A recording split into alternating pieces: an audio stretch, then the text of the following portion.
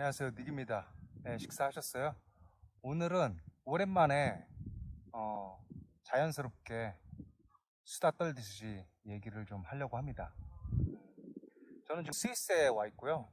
휴가는 아니고 잠깐 주말이랑 연휴가 좀 껴가지고 프랑스에서 1시간밖에 안 걸리거든요, 비행기 타고. 그래서 잠깐 왔습니다. 그래서 뭐 여기저기 투어하듯이 다니는 게 아니라 경치 좋은데 와가지고 그냥 여기서 생각도 정리할 겸 해서 쉬고 있습니다. 오늘은 그래서 어떤 얘기를 하려고 하냐면은 회사 생활과 여행에 대해서 한번 해보려고 해요. 회사 생활과 여행 좀 안 어울리면서도 어울리죠. 제가 저도 이제 MZ 세대의 그 초입부에 걸쳐져 있는 80년대 초반, 중반, 후반 이렇게 또 제 이제 동년배인데 아, 요즘 보면은 많은 취준생들이 막상 취업을 하고 나니까 어, 내가 생각했던 회사 생활이랑 다르네. 그렇게 생각을 하고 퇴사를 하고 내가 원하는 일, 내가 가슴이 뛰는 일을 한번 찾아보겠다. 라고 하는 이제 그런 취준생들, 대학생들 취업하고 나서 그런 오춘기를 겪으면서 힘들어하는 사람이 많은 것 같아요. 그런데 이게 비단 요즘 젊은 분들한테만 있는 일은 아니에요. 저한테도 있었던 일입니다. 저도 똑같아요. 여러분들과 제가 말씀드리는 거는 지금 대학생, 취준생 분들, 저랑 한 십몇 년 차이 나시는 분들한테 얘기를 드리는 겁니다. 물론 이거 보시는 분들 중에서는 저랑 동년배이신 분들도 있고, 저보다 연배가 더 많으신 분들도 있겠지만, 그 유튜브 시청자층을 보면은 대부분 20대 중후반, 이렇게 남자들이 많아요. 이렇게 인생 얘기하는데 똥파리가 꼬이는데, 어쨌든 그래서 저도 똑같은 여러분들과 똑같은 것들을 겪었다. 물론 100% 똑같진 않겠죠. 100% 똑같진 않겠지만 비슷하다, 비슷하다라고 생각을 해요. 네. 그 곰곰이 생각을 해보면 우리가 초중고를 나와서 대학교를 가고 그리고 취업을 하잖아요. 그런데 초중고, 대학교 취업까지 딱 레벨이 있어요. 게임처럼. 초등학교 졸업하면 중학교, 중학교 졸업하면 고등학교. 이렇게 딱 레벨이 있어가지고 그 잘 짜여진 커리큘럼대로 가면 됩니다. 그리고 저보다 이제 예전 세대, 70년대생, 뭐 60년대생 이런 분들 보면은 그 취업하고 나서도 계속해서 레벨이 있었어요. 뭐 결혼을 바로 해서 결혼하면은 또 집을 마련한다든지 집을 마련하면 또 아기를 갖는다든지 아기를 가지면은 또 아기를 또 키우고 어떻게 교육시킬지 이런 레벨이 착착착 있었는데 저 세대부터 조금 결혼을 늦게 하기 시작했던 것 같아요. 네, 저부터. 그래서 취업을 딱 하고 나면은 더 이상 그 레벨이 없는 거예요. 레벨이. 결혼도 없고 그리고 아기도 없고 그러다 보니까 내가 여태까지 달려왔는데 여기서 그 다음에 뭘 해야 되나 그런 거에 대해서 많이 그 방향을 잃었던 것 같아요.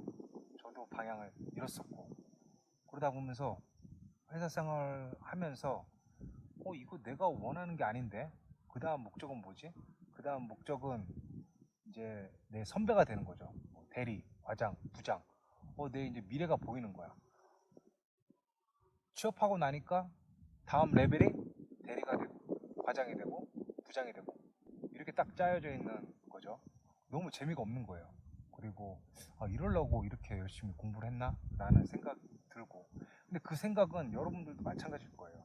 근데 만약에 제가 그때 결혼을 바로 하고 했으면은 조금 더 보는 시야가 달라졌을 수도 있을 것 같아요.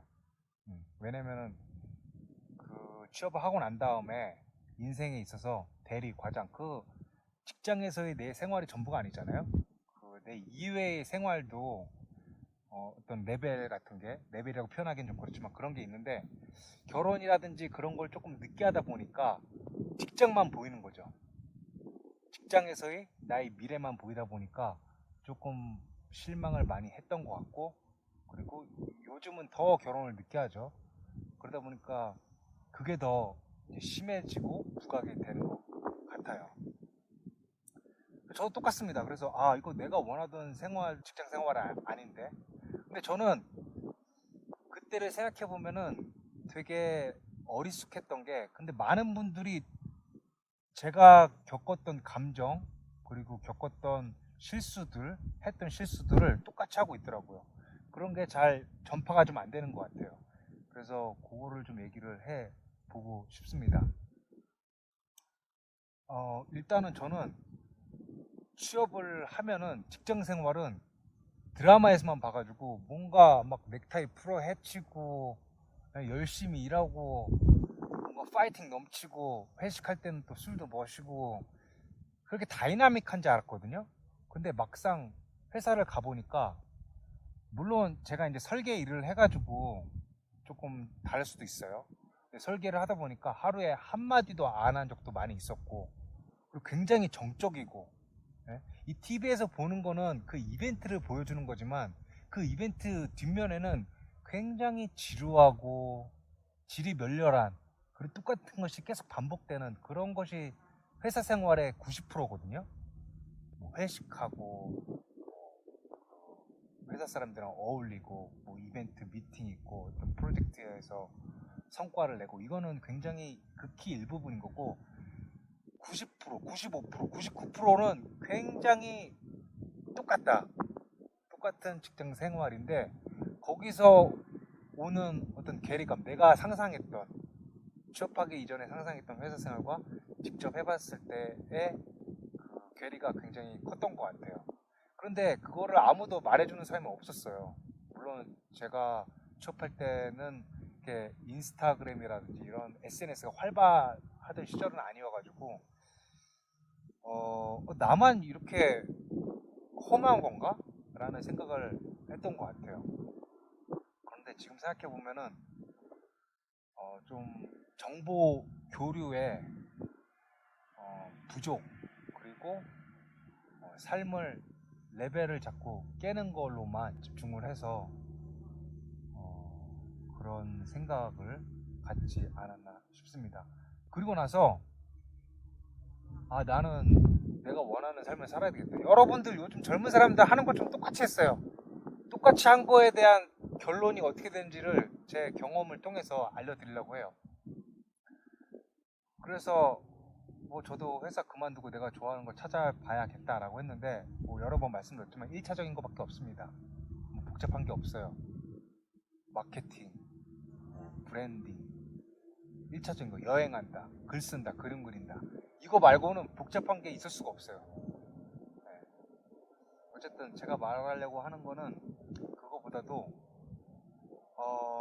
그때 여행을 하면은 많이 배울 수 있다라고 착각을 했어요. 근데 요즘 유튜브 하는, 퇴사하고 유튜브 하는 사람들 보면은 제가 했던 생각 똑같이 하고 있어요.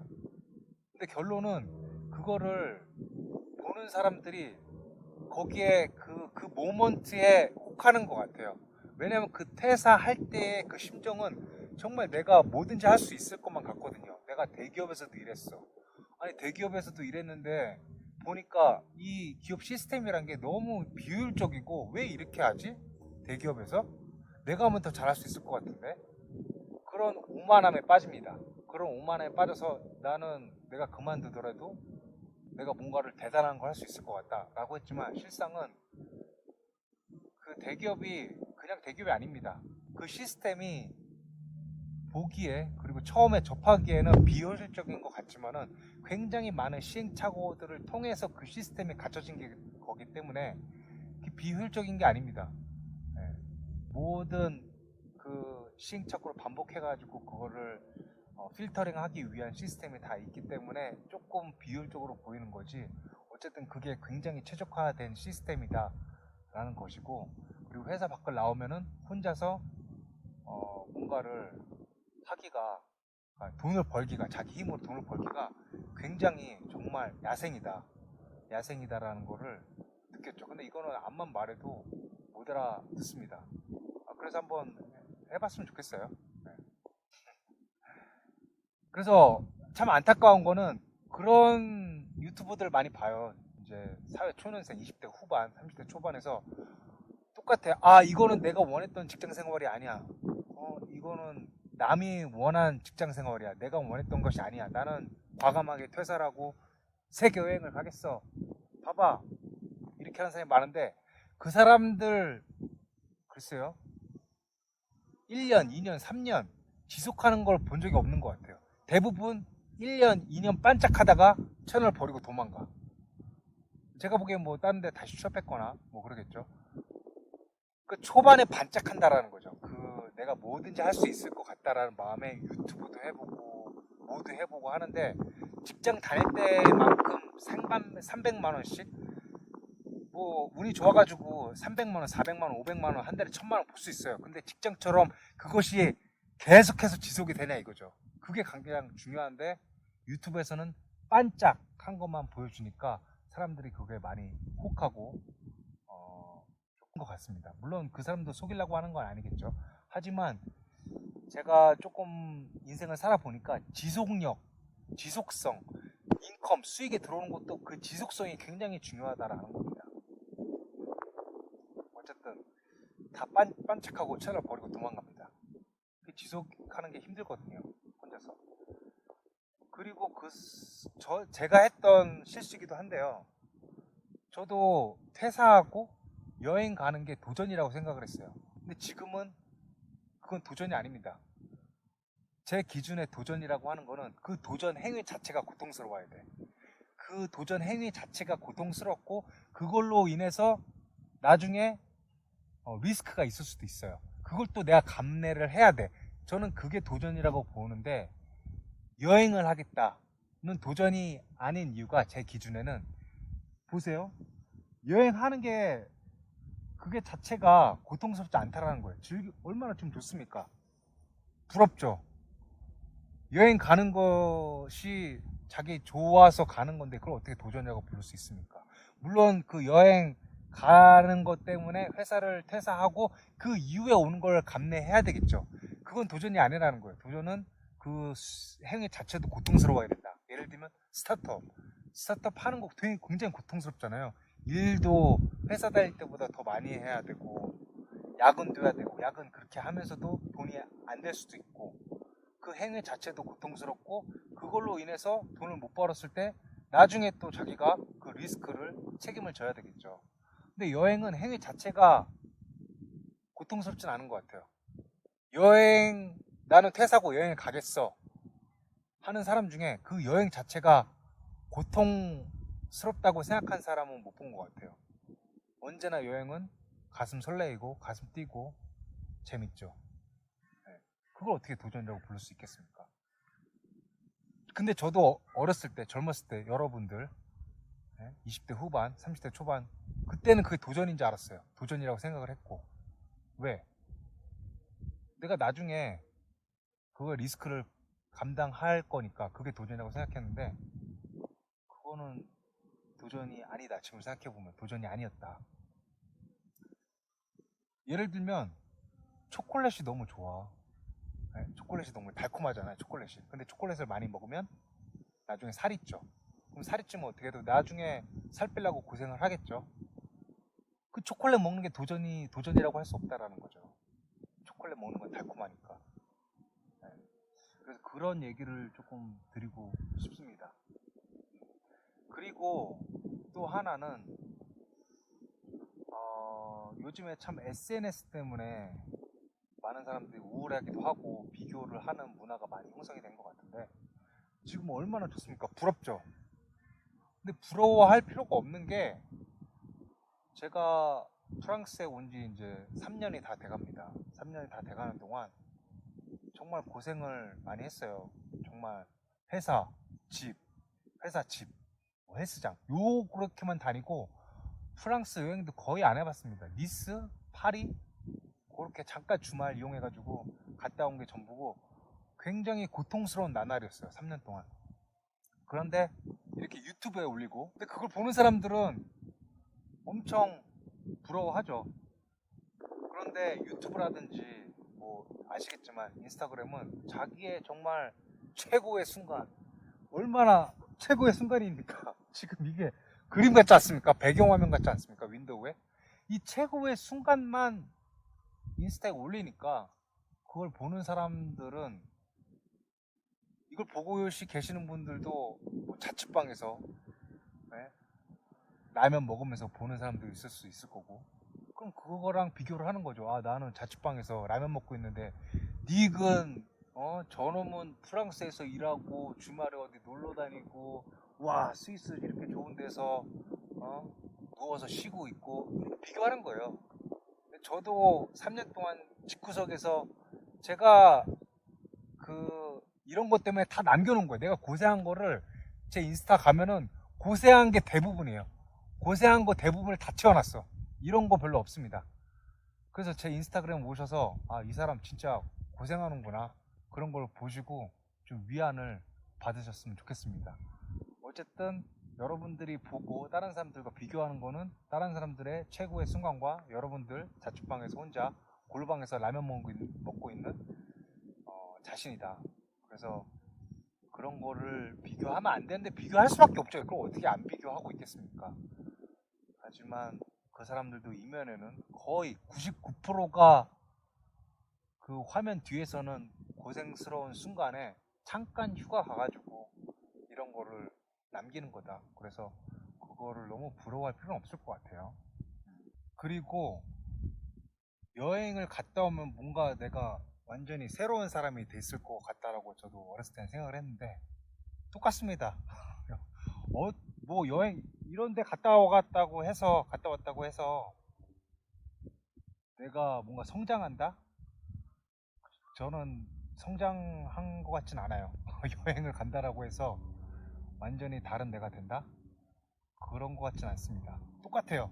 여행을 갔다 오건 뭐 세계 여행을 갔다 오건 그 한국 내가 있던 그 자리에 가면은 똑같더라고요.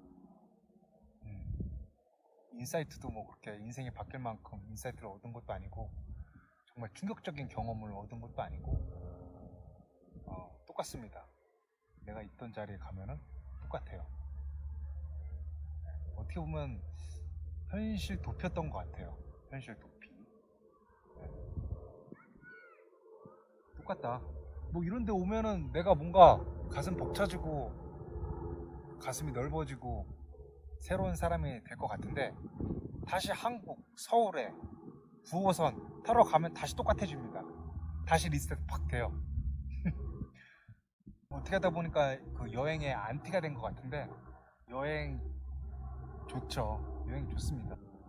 리프레시 하기에는 여행만한 게 없는 것 같아요. 리프레시라는 게 뭐냐면은 제가 이제 회사, 집, 일하고 그것만 반복됐던 삶에서 이렇게 한 번씩 자연을 경험한다든지 아니면 다른 음식을 먹는다든지 아니면 여러 세계 각국의 사람을 만나면서 내가 보는 것들을 한 번씩 바꿔주면은 이 생각 전환하는 데는 확실히 도움은 됩니다. 그렇지만 다시 돌아가서 한 일주일 되면 다시 똑같아져요. 그것이 제가 어렸을 때 가졌던 어떤 착각이었죠. 여행을 갔다 오면 뭔가 성숙한, 성장한 데가 돼 있을 거라는 굉장한 큰 착각. 그리고 여행이라는 것은 그 똑같은 생활 중에 한 번씩 왔을 때의 여행의 참맛을 느끼는 거지, 여행을 계속해서 간다라고 하면은 저는 그 참맛을 그렇게 느끼지 못하겠더라고요. 그거는 저만 그런 게 아니라 많은 사람들이 그럴 겁니다. 예를 들면 제가 가장 맛있게 먹었던 음료수가 포카리 스웨트예요.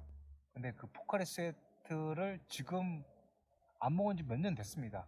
그런데 가장 맛있게 먹은 음료가 그거예요. 언제 먹었냐면 갈증이 굉장히 심할 때, 예? 굉장히 갈증이 심할 때, 그리고 물을 오랜 기간 안 먹었다가 먹었을 때, 그때의 참맛을 느끼는 거지 평상시에는 포카리 스웨트 생각이 안 납니다. 그리고 군대에서 먹었던 초코파이, 그게 얼마나 맛있습니까? 근데 군대 제대하면은 초코파이 저도 안 먹은 지 몇 년 된 것 같아요. 그것처럼 여행도 똑같습니다. 굉장히 똑같은 반복되는 회사 생활이라든지 똑같은 일상생활이 지속됐다가 그 다음에 한 번씩 왔을 때 여행을 참맛을 느끼는 거지, 매번 한 달에 한 번, 두 달에 한 번 뭐 이렇게 간다라고 하면은 그 여행의 진짜 그 즐거움을 느끼지 못하는 것 같아요. 네. 그래서 행복도 똑같다. 제가 어렸을 때 대학교 아니면은 취업을 하고 느꼈던 거는, 아 이거는 맨날 회사 생활이 똑같고 정말 지루하고 스트레스 쌓이고 이건 내가 원하던 삶이 아닌데 라고 생각을 했어요. 근데 그런 고통이 수반돼야지 잠시 어떤 이벤트가 있을 때 행복을 느끼는 거더라고요. 행복은 계속해서 있는 게 아닙니다. 그래서 유튜브 보면 나 너무 행복해 이런 사람들 다 뻥이에요. 왜냐면 항상 행복한 감정을 느끼며 산다? 그건 정신병원에 가야 됩니다. 그렇게 살 수가 없어요. 내가 행복하면 잠을 못 자요. 물론 그 행복의 정의를 아드레날린이 분비되고 도파민이 분비되고 그 황홀한 그 감정을 행복으로 한다라고 하면은 제가 말한 것처럼 그거는 다 거짓말이다라는 거고, 그래서 행복을 정하기가 굉장히 힘든 것 같아요. 어떤 개인마다 다를 수 있고, 의학적으로는 그 호르몬에 의한 것을 행복이라고 감정으로 느낄 수도 있는 거고, 또 정신적으로는 고통이 없는 상태를 행복으로 볼 수도 있는 거고, 그렇지만 제가 생각했던 행복은 어렸을 때, 여러분 나이일 때 항상 뭔가 가슴이 뛰고 일어나면은 아 하고 싶다 이런 의욕이 넘치고 이런 거를 행복이라고 생각을 했어요. 삶은 그래야 된다라고 생각을 했고, 그래서 회사 생활 내내 행복하지 않다고 느꼈었고 착각이었던 거죠. 네, 행복은 매일 지속될 수가 없습니다. 그래서 루틴 해야 돼요. 루틴에다가 잠깐 뭐 이벤트가 있을 때 그것이 잠깐 느끼는 게 행복이지, 계속해서 행복감을 느끼는 거는 그거는 정신병원에 한번 가서 상담을 받아 보셔야 합니다. 네, 그런 걸 느꼈어요. 그래서 요즘 뭐 사람들이 말하는 행복한 삶을 추구해라, 이거는 어불성설이다. 음, 어떻게 보면 마케팅이죠. 저도 그렇게 할 수 있어요.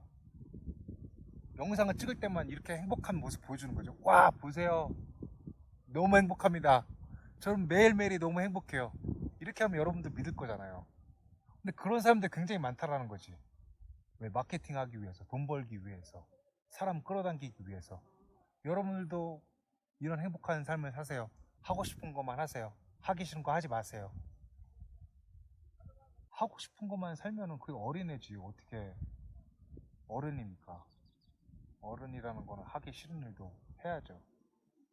그런데 저도 그랬었고 예전에, 요즘 젊으신 분들도 제가 겪었던 걸 그대로 겪는 것 같아요. 네. 하고 싶은 것만 하면서 사는 삶은 어른의 삶이 아니고 어린애의 삶이다라고 저는 생각합니다. 그리고 걔 중에 이런 사람도 있었어요. 유튜버 중에 그런 사람 있죠. 나는 내가 하고 싶은 일을 하면서 산다 라고 하는 건 저는 90%는 다 뻥이라고 생각을 해요. 예를 들어 볼까요? 제가 이제 자주는 아닌데 가끔 보는 유튜버가 있는데 그 사람은 항상 그래요. 나는 내가 하고 싶은 유튜브 하면서 산다. 너무 행복하다. 나는 내가 하고 싶은 것만 한다. 라고 하는데 그 사람의 모순점이 뭐냐면 영상도 자기가 하고 싶은 거를 한다라고 해요. 그런데 조회수를 신경을 써. 조회수를 신경을 쓴다라는 거는 자기가 하고 싶은 게 아니거든요. 다른 사람이 보고 싶은 것들, 다른 사람이 보고 싶어 하니까 조회수가 올라가는 것들, 그런 영상을 찍는 게 어떻게 자기가 하고 싶은 영상을 찍는 겁니까? 유튜브 하는 것도 자기가 하고 싶은 일이 아니게 될 가망성이 저는 농후하다고 봐요. 왜? 내가 찍고 싶은 영상 찍으면은 보지를 않는데? 돈이 안 되는데? 그러니까 사람들이 원하는 영상을 찍게 되는 거죠. 그거는 자기가 원하는 영상, 원하는 일이 아닌 거죠. 거기다가 또 광고가 들어와요. 저도 가끔 광고가 들어옵니다. 광고가 들어오는데 그거를 찍는다는 것 자체가 글쎄요. 회사 생활이랑 비슷하잖아요. 네? 남의 제품을 광고하기 위해서 그런 걸 찍는데 물론 그게 자기가 하고 싶어 할 수도 있어요. 재밌어 할 수도 있어. 광고 영상 찍는 게. 근데 저는 그거는 억지로 하는 거라고 생각을 해요. 누가 돈 받고 하는 광고 영상을 매번 재밌게 찍을 수 있겠습니까? 어쨌든 스트레스거든요. 그 광고주가 원하는 거를 맞추기 위해서 또 광고주가 그 인스트럭션을 내려요. 어떻게 몇 분 동안 찍어야 되고 어떤 피처가 나와야 되고 그 자체 인스트럭션이 있는데 그게 어떻게 자기가 하고 싶은 영상이 되는 겁니까? 자기가 하고 싶은 것만 할 수 없어요. 저는 이 영상은 내가 하고 싶은 영상이야. 이거야말로 내가 하고 싶은 영상이죠. 난 조회수도 신경 안 쓰거든. 왜? 나는 내 잡이 있으니까. 이게 진짜 하고 싶은 영상이지. 여기다가 뭐를 어떻게 여기에 오는 법, 피르스트로 어떻게 가는 법, 뷰가 어디가 좋다. 이거를 뭐 자막을 쓰고 물론 이거 하는 행위도 즐기면서 할 수 있겠죠. 근데 저는 재밌진 않아요. 내가 하고 싶은 것만 한다 그러면은 조회수는 안 나오겠죠. 이것도 조회수는 안 나올 거예요. 음. 그걸 맞추기 힘들다라는 거죠. 내가 원하면서도 조회수를 많이 끌면서도 그리고 돈도 많이 벌 수 있는 거. 그게 일치가 돼야 되는데 그 일치가 되는 사람을 저는 거의 못 본 것 같은데. 그걸 일치가 된다라고 하는 사람 유튜버는 다 저는 뻥이라고 생각합니다. 그 유료 광고 있는데 그거를 스트레스를 안 받으면서 유료 광고를 만든다? 말이 안 됩니다. 스트레스를 받는 건 내가 좋아하는 일은 아니죠. 지금 저 이거 영상 찍는 거 스트레스 하나도 안 받습니다. 하나도 안 받아요. 이게 진짜 좋아하는 일이죠. 네?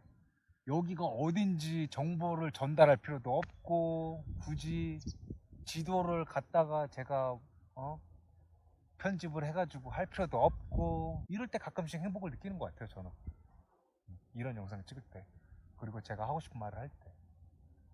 그런데 이것만 하면서 살 수는 없다라는 얘기죠. 그리고 저는 제 직업에 대해서 굉장히 고마움을 많이 느껴요. 저는 어렸을 때 제가 이러한 직업을 가질 거라고는 상상도 해보지 못했고, 그리고 제가 여러분 나이일 때 내가 핵융합에 대해서 삼중수소에 대해서 설계를 할 거라는 생각을 단 한 번도 한 적이 없습니다. 어쨌든 두바이에서 일할 때도 그렇고 뭐 아프리카 콩고에 있을 때도 그렇고 말레이시아에 있을 때도 그렇고 느끼는 거는 저는 그 제 직업에 대해서 굉장히 고마움을 느끼고 있어요. 되게 싫을 때도 많죠. 싫을 때가 거의 90%죠. 고마움을 느끼면서 재밌을 때도 있지만 거의 90%는 재미없고 하기 싫고 스트레스 쌓이고 한 5%에서 10% 정도? 어, 그때 잠깐 고마움을 느끼죠. 이런 때 올 때. 제가 제 직업이 아니면은 어떻게 이런 데 올 수 있겠습니까? 제 직업으로 인해서 돈도 벌죠. 그리고 제 직업 때문에 이렇게 유럽, 그리고 중동 여러 나라를 공짜로 다니면서 일을 하죠. 어, 그 직업에 대해서 그리고 이 직업으로 인해서 얻은 이 지식으로 여러분들한테 또 지식을 전달 드리고 있잖아요. 그러면서 이 직업에 대해서 굉장히 고마움을 느껴요. 네. 그렇다고 이 직업 일을 할 때 와 막 아드레날린 분비되면서 하는 건 아니지만 음, 고마움을 느낍니다. 그 제가 대학생 때만 해도 배낭여행, 유럽 배낭여행이 많이 유행이었어요. 근데 저는 뭐 갈 수가 없었죠. 돈도 없고 여유도 없고. 그런데 만약에 이 직업이 아니었다라고 하면은 이렇게 많은 나라를 여행하고 여행뿐만 아니라 거기서 일을 하고 현지 사람들과 같이 일을 한 경험은 얻지 못했을 겁니다. 그래서 그런 것 때문에도 이 직업에 대해서 고마움을 느끼고, 어, 그리고 뒤돌아 봤을 때, 아, 내가 이만큼 기술을 쌓았구나 라는 거에 대해서 또 이 직업에 대해서 고마움을 느낍니다. 또 여러분들한테 제 지식을 또 공유를 해드리고, 또 그분들이 그 지식을 전달받으면서 고마움을 느끼는 거 봤을 때 이 직업에 대해서 그 고마움을 느낍니다. 고맙다는 말을 굉장히 많이 하네요. 스위스도 처음 옵니다. 처음. 40년. 제 인생 40년 만에 스위스를 처음 와요. 만약에 이 직업이 아니고 프랑스에 살지 않았다라고 하면은 아마 스위스는 제 인생에 글쎄요 왔을까요? 오더라도 뭐 은퇴하거나 아니면 더 늦게 왔을 것 같아요. 왔었어도 정말 돈이 아까우니까, 비행기표랑 여기가 물가가 비싸니까 정말 꽉꽉 채워서 여행을 했겠죠. 근데 그 꽉꽉 채우는 일정으로 다니는 여행은 좀 저한테는 맞지 않더라고요.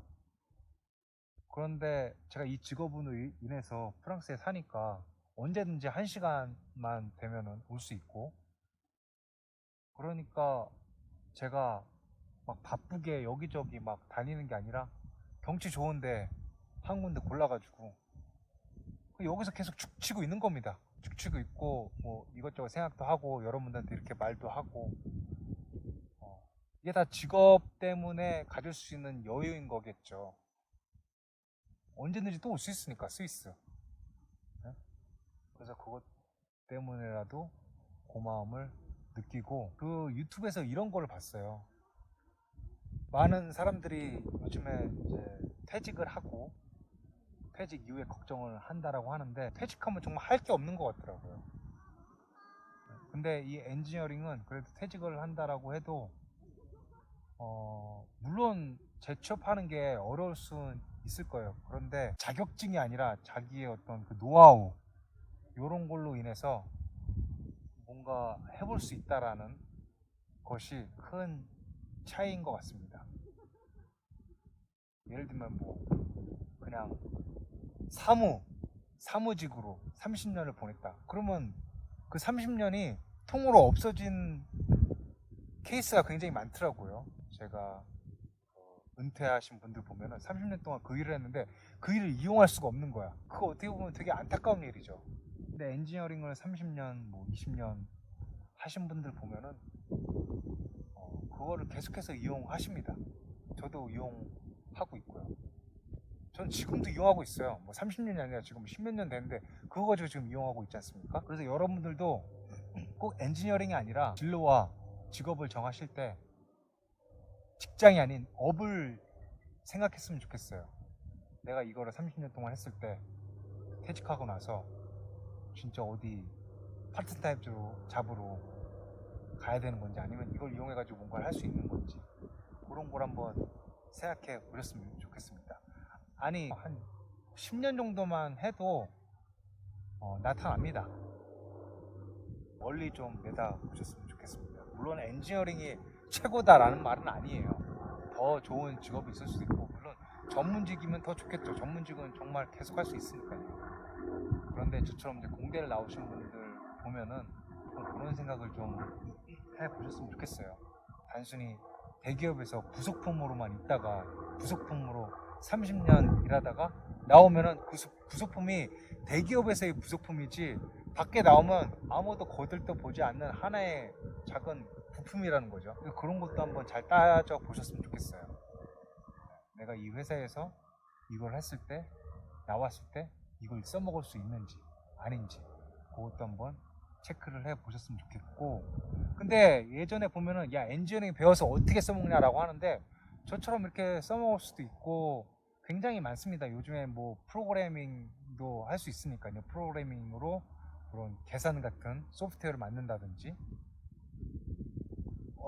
무궁무진합니다. 그리고 엔지니어링의 좋은 점은 반도체 뭐 이런 것과는 다르게 굉장히 오래된 학문이에요. 오래된 학문이기 때문에 이거를 우리 회사 거다라고 외칠 수가 없어. 아니 인터넷에 다 있는 내용이고 학교 텍스트북에 다 있는 내용을 내가 그 이퀘션 이용해가지고 뭐 엑셀 시트를 만든다든지 뭐 C샵이라든지 파이썬을 이용해가지고 프로그램을 짜가지고 판다.